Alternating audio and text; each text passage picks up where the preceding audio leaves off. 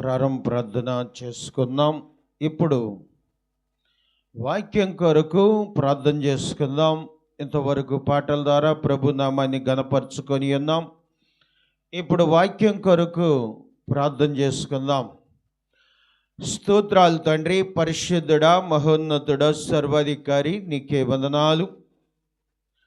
ఈరోజు నాయనా ప్రభా, ఈ శుక్రవారము, ఈ ఉదయకాలపు ధ్యానము మీరు లక్ష్యముంచి గొప్ప ఆశీర్వాదాలు కలగచేయమని, అద్భుతంగా నాయనా నీ బిడ్డలను దీవించి ఆశీర్వదించి మీరు రెక్కల చాటున భద్రపరచమని ప్రార్థిస్తూ ఉన్నాం.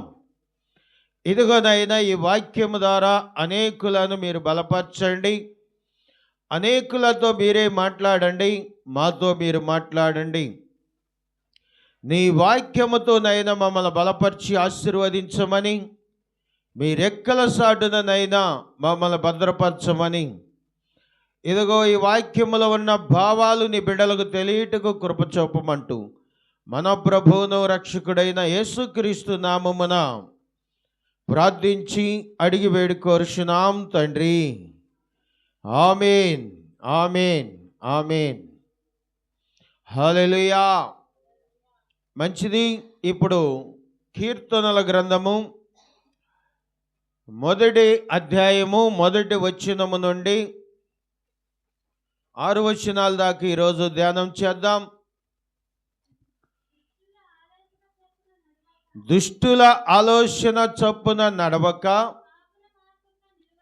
పాపుల మార్గమున నిలవక, అపహాస్యకులు కూర్చుండ చోటు కూర్చుండక, యెహోవా ధర్మశాస్త్రమునందు ఆనందించుచు దివారాత్రము దానిని ధ్యానించువాడు ధన్యుడు. అతడు నీటి కాలవల యోరన నాటబడినదై ఆకువాడక తన కాలమందు ఫలమిచ్చు చెట్టు వలె నుండును. హల్లెలూయా. ప్రియులారా, గమనించండి.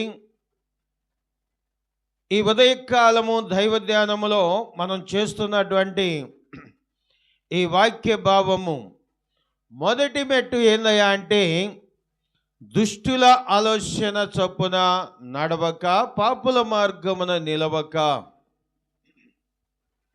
ఇంకొకటి, అపహాస్కులు కూర్చున్న చోట కూర్చున్నక. ఈ 3 మాటలు కూడా చాలా ప్రాముఖ్యమైనవి.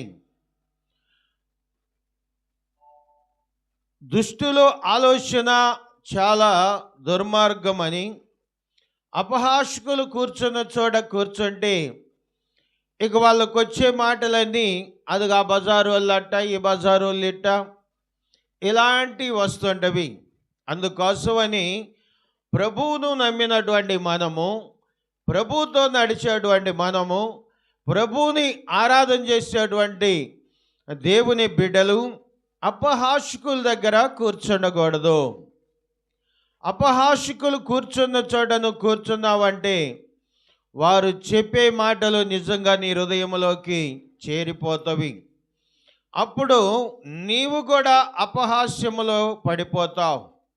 అందుకే ఇక్కడ అన్నాడు, 2వ వచనంలో చక్కని మాట అన్నాడు, యెహోవా ధర్మశాస్త్రమునందు ఆనందించుచు దివారాత్రము దాన్ని ధ్యానించువాడు ధన్యుడు. చూడండి, యెహోవా ధర్మశాస్త్రము ధ్యానించాలి, దివారాత్రము ధ్యానించువాడు ధన్యుడు. యెహోవా ధర్మశాస్త్రాన్ని మరి ధ్యానించేవాడు, అలాగనే దివారాత్రము దాన్ని ధ్యానించేవాడు ధన్యుడవుతాడు. అలా ధ్యానించుట ద్వారా 3వ వచనములో అన్నాడు, అతడు నీటి కాలవల యోరన నాటబడినదై ఆకువాడక తన కాలమందు ఫలమిచ్చు చెట్టు వలె నుండును. హల్లెలూయా.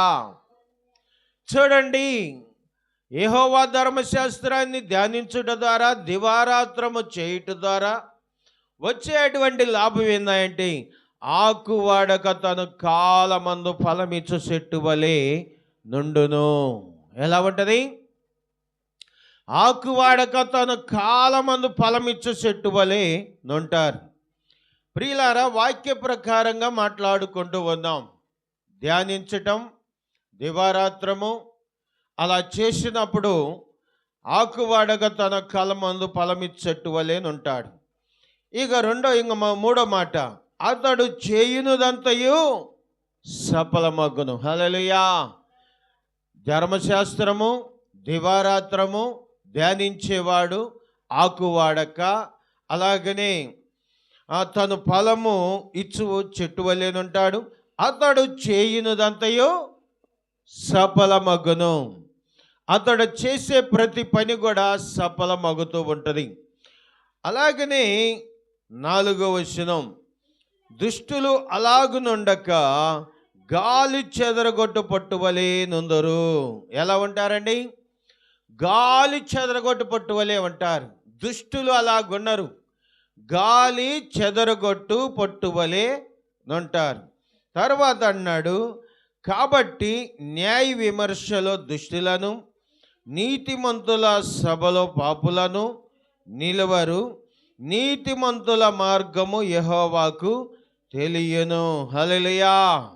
చూడండి, కాబట్టి న్యాయ విమర్శలో దుష్టులను, నీతిమంతుల సభలో పాపులను నిలవరు. నీతిమంతులు మార్గము యెహోవాకు తెలియను. దుష్టులు మార్గము నాశనమునకు నడుపును.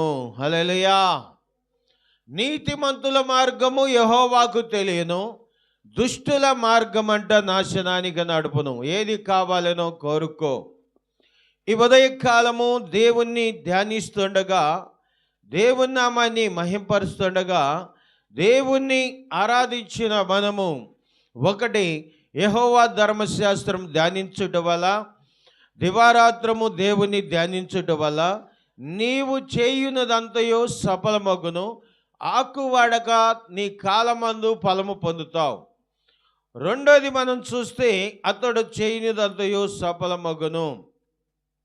చివరిగా నీతిమంతుల మార్గము యెహోవాకు తెలియను. కాబట్టి దుష్టులు అలాగునుండగా గాలి చెదరగొట్టు పట్టువలే ఉంటారని బైబిల్ సెలవిస్తూ ఉన్నది. కాబట్టి ప్రియులారా, గమనించండి. ఇప్పుడు విన్న మాటల్లో ధ్యానించటం గొప్పది. ఇప్పుడు విన్న మాటల్లో దుష్టులకు దూరంగా ఉంట గొప్పది.